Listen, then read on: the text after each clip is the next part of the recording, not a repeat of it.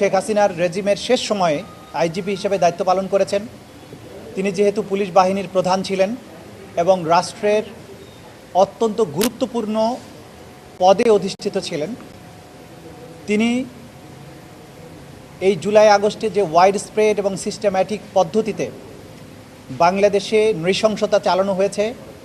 হত্যাকাণ্ড চালানো হয়েছে, ক্রাইমস অ্যাগেন্স্ট হিউম্যানিটি ঘটানো হয়েছে, সেই ব্যাপারে তিনি একজন পারফেক্ট মানুষ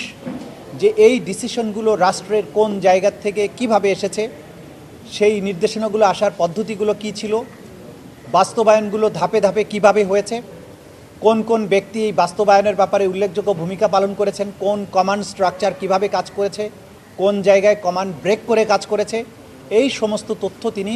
আজকে আদালতের সামনে তুলে ধরেছেন। এটি এমন একটি অকাট্য এভিডেন্স,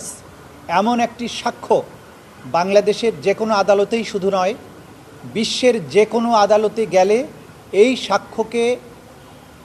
দুর্বল প্রমাণ করার বা এই সাক্ষীর বক্তব্যের মাধ্যমে যে বক্তব্যটা তিনি আদালতে দিয়েছেন সেটাকে রিফিউট করার কোনো ধরনের মেকানিজম কারো কাছে নেই।